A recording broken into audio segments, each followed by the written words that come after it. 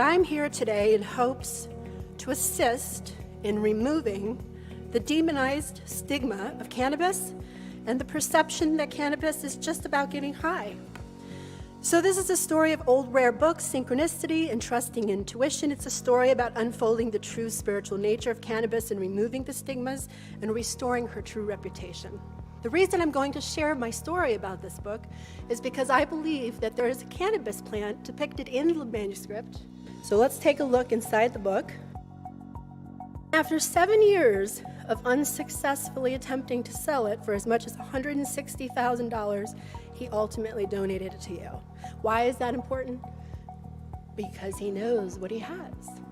He's got valuable material, a rare book with a very interesting history and important plant recipes. Raise your hand if you think that looks like a cannabis plant. It looks pretty good, doesn't it? We don't have to be a rocket science to make that connection. Everything you've heard today, everything that you've taken in about the properties of the plant, you have to consider, are there ancient and old healing properties that maybe we don't understand? I don't even have to say anything else. That could be it for the whole day.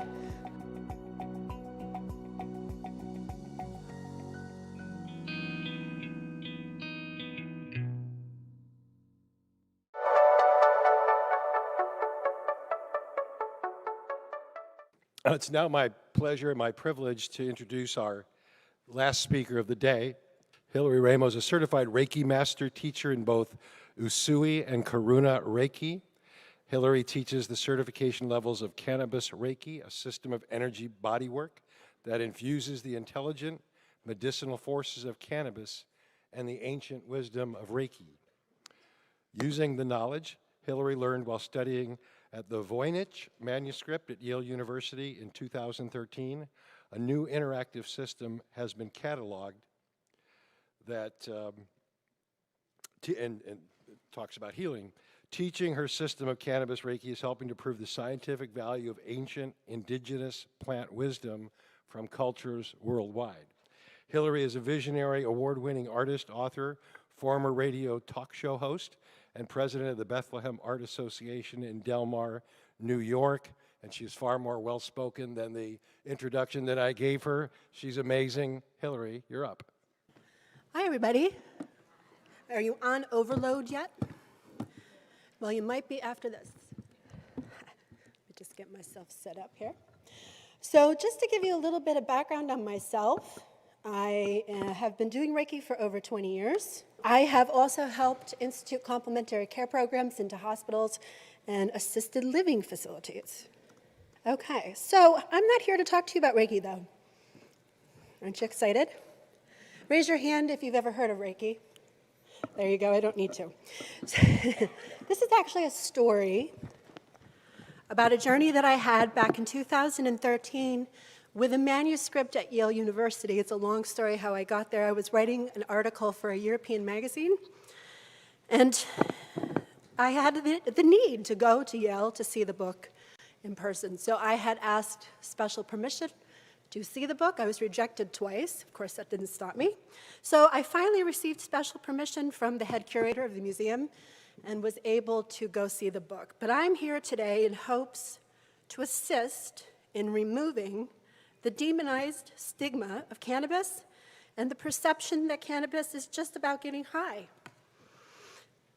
And hopefully to help replace it with its rightful stance as a powerful and ancient healing plant. The true base of this plant has to be known so that we can properly treat it the way it needs to be treated. So this is a story of old rare books, synchronicity, and trusting intuition. It's a story about unfolding the true spiritual nature of cannabis and removing the stigmas and restoring her true reputation. With parallels similar to a Harry Potter movie, it includes ancient recipes, old maps, riddles, and enchanting figures throughout history. So it all starts here at the Bernanke Rare Book and Manuscript Library at Yale University, this very interesting building. The Bernanke Rare Book and Manuscript Library is one of the world's largest libraries devoted entirely to rare books and manuscripts and is Yale's principal repository for literary archives, early manuscripts, and rare books. Made out of large square tiles of translucent marble, the inside of the building is actually really quite interesting. When the light hits it from the outside, the entire inside of the building looks like it's on fire. So 6 years ago, I happened to come across the opportunity to go here, and it was quite an experience. Imagine my delight when I got to handle this incredible book. The reason I'm going to share my story about this book is because I believe that there is a cannabis plant depicted in the manuscript, and I'm going to show you why.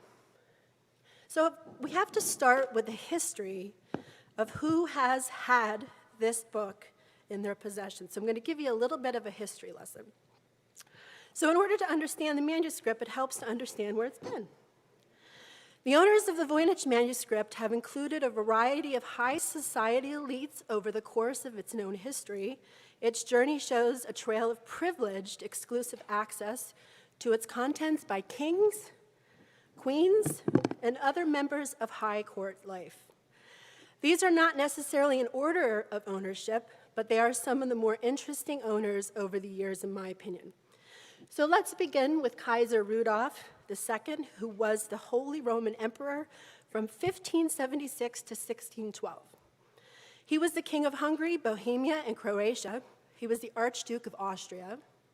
He was also a member of the House of Habsburg. Next, we have Jacob de Tepenitz, who was a Bohemian pharmacist and personal doctor to Rudolph II. In 1600, he became the administrator of the Jesuit College in the South Bohemian region of the Czech Republic. In 1606, he became administrator of St. George's Convent in Prague Castle, and in 1607, he was named imperial chemist by Rudolph II. In return for curing the emperor of a grave disease, he was ennobled with the title Dependence. Next, we have Athenius Kircher, a German Jesuit scholar and polymath who published over 400 major works in the field of comparative religion, geology, and medicine. He had been compared to Leonardo da Vinci for his enormous range of interests and was honored with the title Master of 100 Arts. He taught for more than 40 years at the Roman College.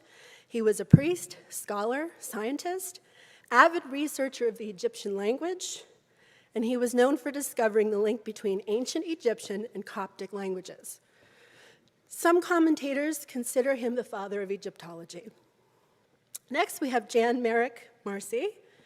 He was a recipient of the Fellowship of the Royal Society, an award granted to individuals that the Royal Society of London judges to have made substantial contribution to the improvement of natural knowledge, including mathematics, engineering science, and medical science.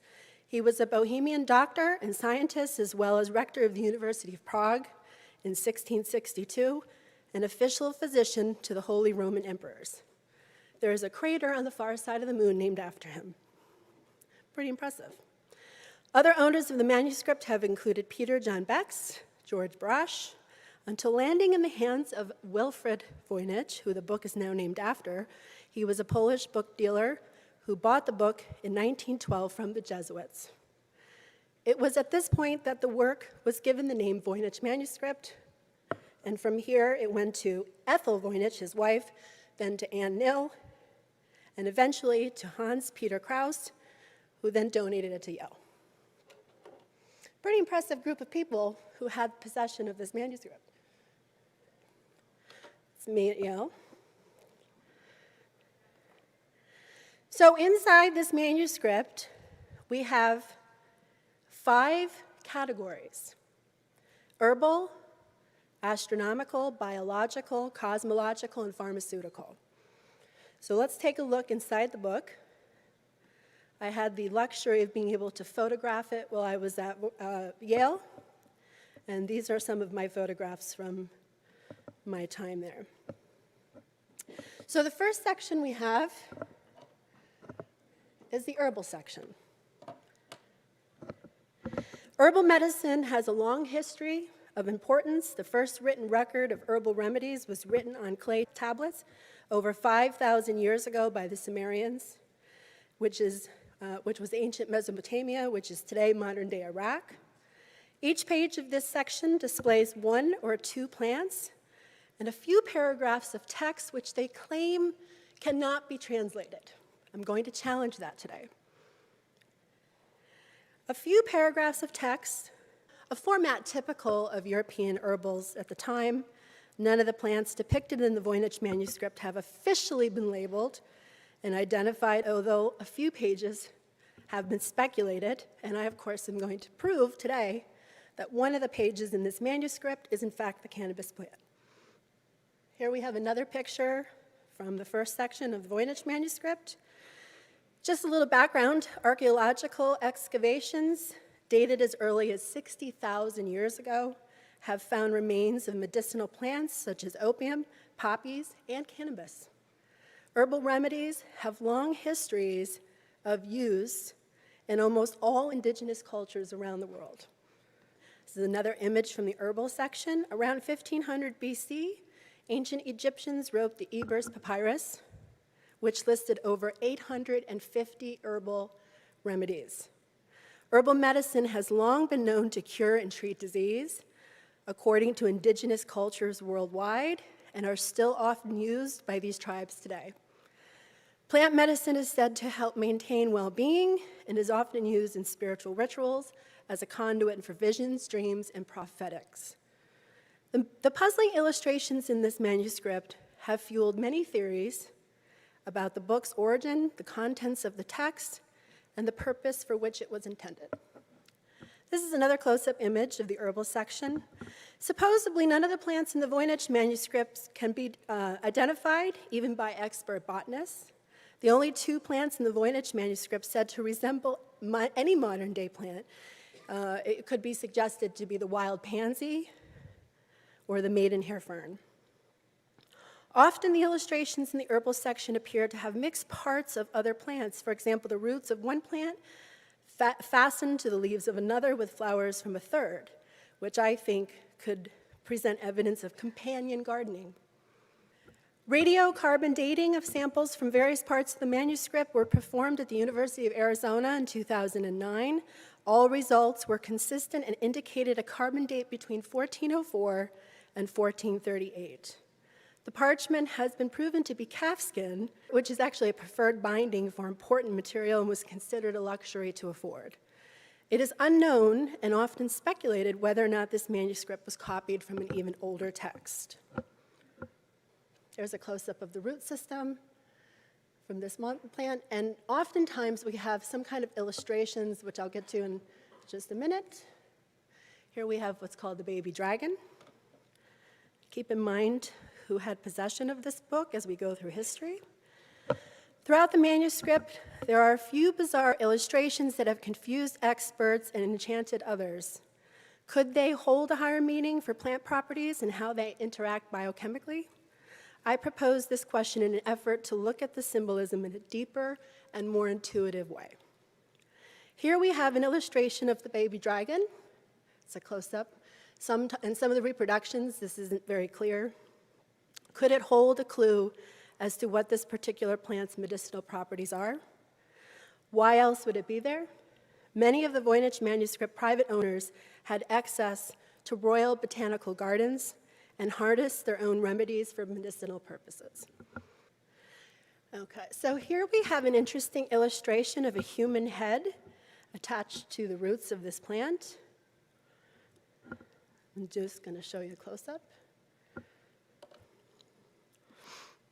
Medicinal properties of plant medicine have long been known to aid in humans, the healing of the human system. Even today, pharmaceuticals are derived from plant medicines, which are known to affect the human body in a variety of different ways. The crown of the human head is sometimes called the crown chakra by many worldwide spiritual and religious models. Considering the history of the ownership of this manuscript by high-level medical practitioners, we must consider the implications of what that may imply. Clearly, this particular plant interacts some way with the human head. Mind-body connection, I'm not quite sure. The next section of the Voynich manuscript is the astronomical section. This section contains circular diagrams suggested of astronomy or astrology, some of them with suns, moons, and stars. I would suggest that that also suggests biodynamic relations. One particular series of 12 diagrams depicts conventional symbols for the zodiacal constellations. For example, 2 fish for Pisces, a bull for Taurus, a hunter with crossbow for Sagittarius. Some of these elaborate diagrams are fold-out folios. Here we have an astronomical, from the section. We have a human face, the sun, stars, text that go all around. And what makes us really interested is many of the images are women, and they're seen in this section holding a labeled star attached to their arms by what could be considered a cord. Most illustrations appear to be star charts, which could be teaching the reader the important stages of growth and harvest. Perhaps, again, for biodynamic gardening and preparation of remedies. This section highlights the important connection between all ecosystems and the interconnectedness of all life. If we look back at the history of the medicinal remedies made by gardeners, doctors, and midwives, healers, over generations, we can see a very deliberate castration of the important and ancient knowledge out of systems, perhaps the greatest conspiracy ever. Here we have another image. Other owners of the Voynich manuscript include Dr. John Dee. He was a mathematician, astronomer, astrologer, occult philosopher, and advisor to Queen Elizabeth I. He devoted much of his life to the study of alchemy, divination, and Hermetic philosophy. Another owner was Edward Kelly, who had connections to Rudolph II, Dr. John Dee, and Queen Elizabeth I, was an English occultist and respected spirit medium, and he claimed to have the secret of the elusive philosopher's stone and to be able to transmute base metals into gold. It's interesting that he had this manuscript in his possession. How much did these men learn from studying the Voynich manuscript? We can only speculate, but perhaps in researching their lives, accomplishments, and titles, we can start to have a clue and put together a bigger picture. We have in the upper left-hand corner what most people consider an image of the Pleiades star system, also known as the Seven Sisters constellation. It is often referred to as a special place by many indigenous cultures. Some native tribes see them as the birthplace of human civilization or knowledge, whether literal or mythical. Certain Native American tribes of the southwestern United States claim there are 8 sisters and suggest Earth is the 8th sister. The Pleiades are a prominent sight in the winter in the northern hemisphere and are easily visible out to mid-southern latitudes. They have been known since antiquity to cultures all around the world, including the Celts, Hawaiians, the Maori, Aboriginal Australians, the Persians, Arabs, Chinese, the Quechua, Japanese, the Mayans, the Aztecs, the Sioux, and the Cherokee. They are also mentioned 3 times in the Bible. Here's a close-up. You can see there are 7 stars, right, in this little area. Well, it's not going to work. And then we have another star right off to the left, which is a larger star, which could complement that theory of there being 8 stars in that constellation. So next we have the biological section. This section is a dense, continuous text interspersed with figures, mostly showing small nude women, some wearing crowns, bathing in pools or tubes connected by an elaborate network of what appears to be pipes or veins. This bifolio consists of folios 78 and 81, forming an integrated design with water flowing from one folio to the next. The women appear to be all different ages. Some look pregnant with extended bellies. Many have a star connected to them, continuing the theme from the previous section. What is this mysterious connection between the stars and these women? Now, I find this one particularly interesting after listening all afternoon to many experts talking about receptors. So if you look at this particular image right here, we have 10 women sitting in a pool of green liquid with blue liquid above them, waiting for something. Could it be that they're waiting for the trigger in the receptor to go to work. Well, once they go to work, they begin this long journey that's illustrated in this part of the manuscript through liquid, pipes, which we'll see later, but what is triggering them to move? Here we have an interesting image of a woman with her hands into what appear to be pipes or veins, and she's seated with her feet into a blue liquid with 3 odd shapes underneath her. This will all make sense in just a bit. But think about these images as I go through the rest of this. Here again, we have another image, but these women are working. They've been kind of put to work. They're doing something strange, and we're not quite sure what they're doing. It's kind of a mystery. I wish we could read it. Here's another picture of these women waiting in this blue water, waiting, enjoying, relaxing, kind of in stasis. Now, there aren't many images of men in this manuscript, which is really interesting. But when they are depicted as an important element in the overall illustration, often shown with an important central female figure in some sort of ritual surrounded by women and stars. Next, we have the cosmological section. In this section, we see more circular diagrams, fold-outs, one which spans 6 pages, which I have a reproduction of, along with the latest reproduction copy from Yale University, which was released in 2017, if you'd like to take a closer look. Commonly called the Rosette's Folio, and contains a map or diagram with 9, quote, islands connected by causeways and containing a curious castle illustration, which we'll look at closer in just a bit. There's been some speculation that these images depict microscopic images of plant cells, but that's one theory. There's a lot of theories that go with this. Some people say these are dimensions that are connected by causeways that help explain the interdimensional properties of plant medicine. Here we have another image, and you'll look in the middle, we have a moon and a sun and a face, and these strange scaly-like textures around. The text is circular in this. We're not quite sure what it says, but we're working on translating it. And you see certain faces inside this particular image. If you look closely up at it, you can see four different faces. A little close-up of that.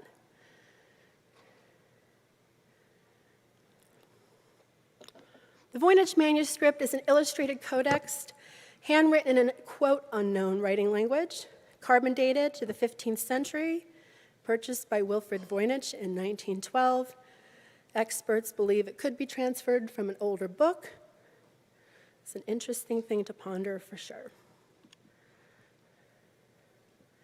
Here we have a close-up of 2 of the circular diagrams in the 6-page fold-out.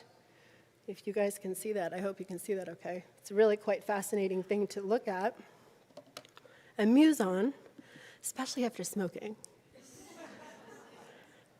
Okay, so here's a neat little illustration, a close-up of this castle piece. Now, mind you, this is in the 6-page fold-out folio of these interesting circular diagrams. There's been some speculation that this was an exact location. It was hidden in there for some reason. I don't know, lots of curious theories. One of the many myths associated with the Voynich manuscript was that Wilfrid Voynich found it in a castle somewhere in southern Europe, and it was a grand mystery, but that's not true. He bought it from the Jesuits. Next, we have the pharmaceutical section, which I think you guys will enjoy.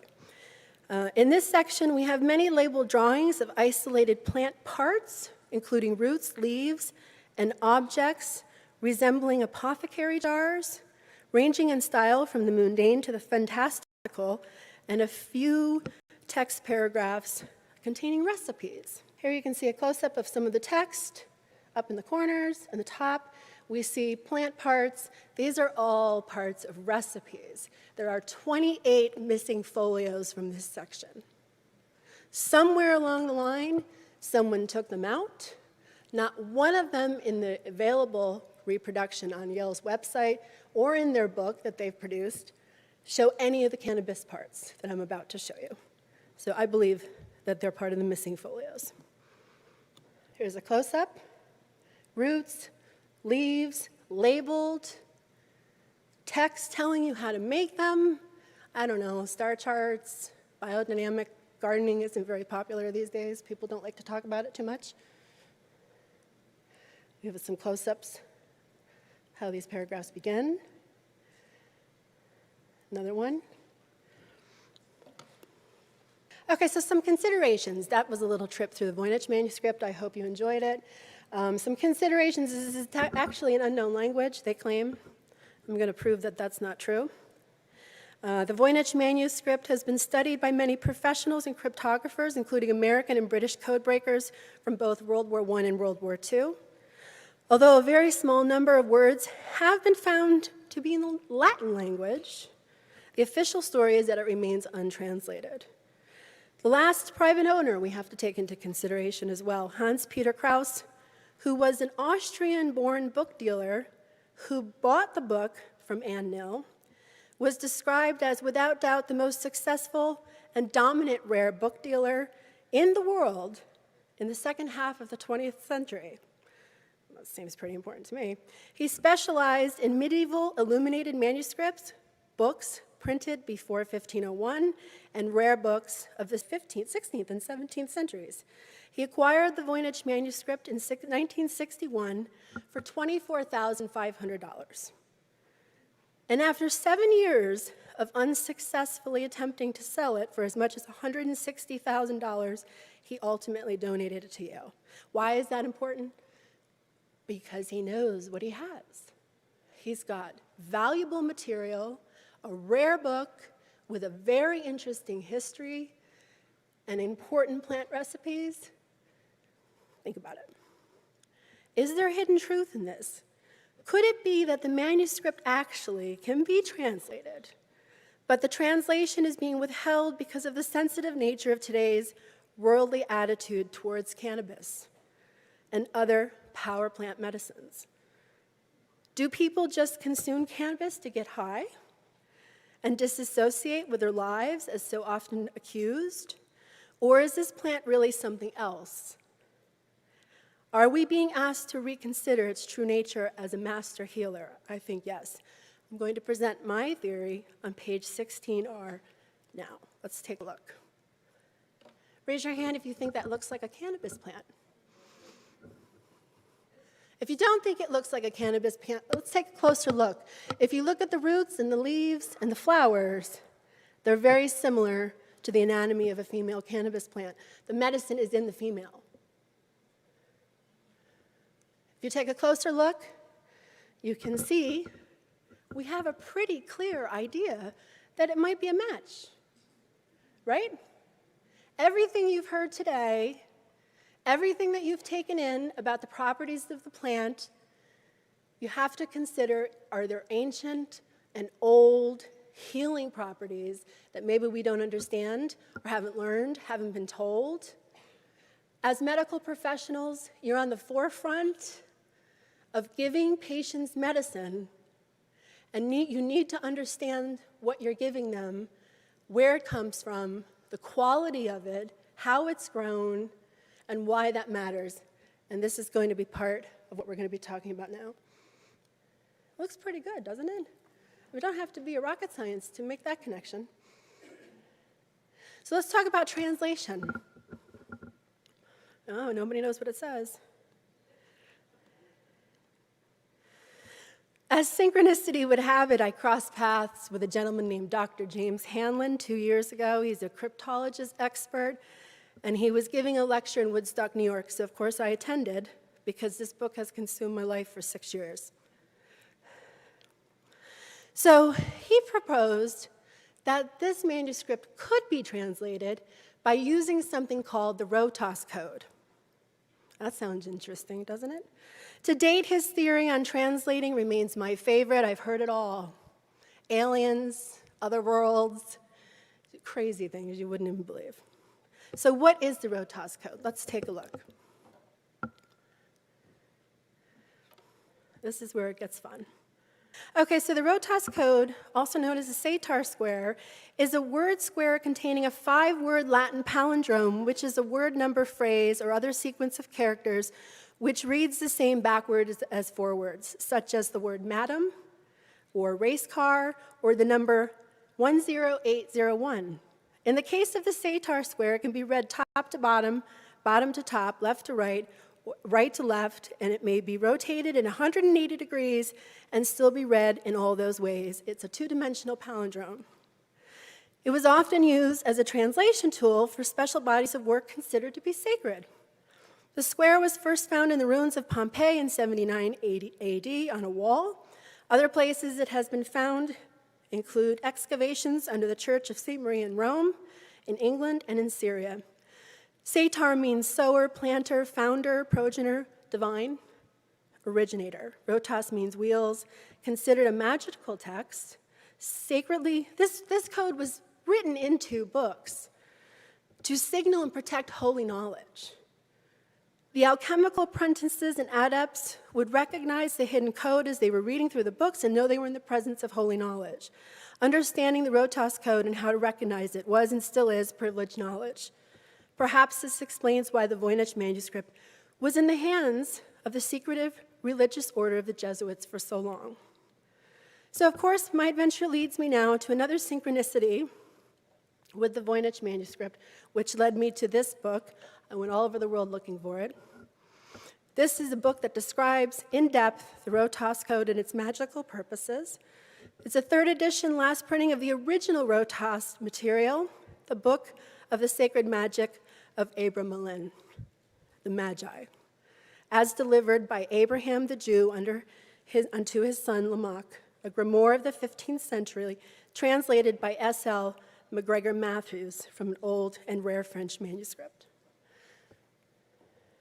This is what it looks like. You see how you can read Rotas on the bottom, Satar on the top, and you can read it all different directions. So according to Dr. Jim Hanlon, this was the code breaker for this particular manuscript. So we're going to go ahead and read. He translated the page for me, and you guys get to hear it. So again, we're translating the page 16R, which I believe depicts a cannabis plant. Activate the way to the root of Yah by direct inner experience of being, Alpha Omega. Yah is short for Yahweh, Hebrew word for God. The way has to be the direct inner experience of pure being, transcendence, over and over again, until the inner chemistry is created, established, that can flower the nervous system, opening up completely. As a result of making the chemistry, important sub-pathways of the overall way within the nervous system open and make possible the direct experience of holy Keter enlightenment, this experience of transcending has to be directly experienced over and over and over. Turn towards the way of healing at the root of being inside oneself and turn toward the holy light. This is the way of establishing being, the way of the full flowering of the nervous system. Now remember, this is a 15th century manuscript translated by a secret code. Turn towards the holy, holy state of being that underlies the way in order to have the nervous system in a constant state of flowering. Turn towards the way, turn towards the holy light. This is the way of Yah, the way of pure being, the way of flowering of human potential. That kind of changes her reputation a bit. All right, well, I thought that was pretty great. Is there a possibility that the manuscript is a manual for medicinal applications and healing? Yes. If this translation is correct, must we rethink our modern-day approach of health and well-being? Yes. Are we missing the forest for the trees? Yes. Are outdated models in need of re-examination? Do we have to free cannabis from her demonized reputation? Yes. Is it possible the information regarding cannabis and its healing properties have been misunderstood? hidden away, purposefully overlooked, or simply unavailable to the majority of people and kept for privileged elites. We all know that these days, don't we? So some of cannabis's superpowers: consciousness. Deepens consciousness. Cannabis is a power plant, medicinal, and has been used for centuries as a master healer according to the Voynich manuscript. Look who has owned the manuscript, the trail of people who have consulted it for a variety of reasons over the years. Intuition is an all too often misunderstood human ability and often kept out of the medical world as irrelevant. Patients may intuitively know something is going on with them, and speculation is often found to be right due to their own body wisdom, which is often overlooked. Connective. Cannabis connects with the receptors in the endocannabinoid system naturally to allow for helping the central nervous system and the immune system. Could immune disease be the result of a lack of receptor activity? I'm not a doctor and I'm not a nurse, but I've heard that today in some of the other previous presentations. Full spectrum healing if left as is with CBD and THC. The plant intelligence knows what's to do inside the human body. We don't necessarily need to interrupt it, change it, manipulate it, and do something different with it. It has its own intelligence. Okay, so biodynamic versus not. Let's talk about this for just a second. How it's grown matters. Why? Soil health, free of pesticides, knowing what one is consuming is very important. We have organic versus non-organic. We have seen the effects of this in our food system and in our bodies. Original strains versus synthetics. Dangers of synthetics are becoming more well known, and we're just starting to see the dangers as it spreads. Taking the euphoria out of the plant is not the right thing to do. Pleasure heals. Thanks to that great lady in that red dress. We all know that, right? Pleasure endorphins heal. If we remove the part of the plant that creates the pleasure sensation, we are castrating its full healing ability. It was recently announced just this month that Monsanto has patented their first GMO strain of cannabis. Monsanto is a multi-billion-dollar agro-business giant, and as a corporation, is nothing short of criminal in my own opinion. That's my own opinion. Often lacking ethics and integrity. Do you want your cannabis coming from the company that created Agent Orange and Roundup? No. Please pay attention to where your product comes from. Please know what's in it before you give it to your patients. Make the time to figure it out. Quality matters. Opening the human nervous system up to full bloom, which, if that translation is right, of that 15th century manuscript, that's its power. It's essential for the healing properties to work in full force. So finally, I'll make this quick. I was part of an experiment in 2014 where a grower here in California had one room where it was just grown the standard way and another room where the plant was prayed with. Doesn't matter what you believe, doesn't matter what your religion is, you can say it however you want. The yield increased by 300% in the room the plants were prayed with. I don't even have to say anything else. That could be it for the whole day. But we all know the power of prayer. Whatever your belief systems are, whatever your patients' belief systems are, they all have one, and it works for them. So when you pray with your medicine before you consume it, I believe it actually changes the properties energetically. Love. If you think of your favorite memory of love before you smoke, you'll have a completely different experience. I was recently in England back last year. I took 23 women through a cannabis meditation on the seaside cliffs overlooking the ocean. Let me tell you, love will make all the difference in your experience. Biochemistry, love changes biochemistry, anger changes biochemistry, emotions, lots of different ways. Cannabis changes your biochemistry. Doing it with meditation can be very healing. Thank you.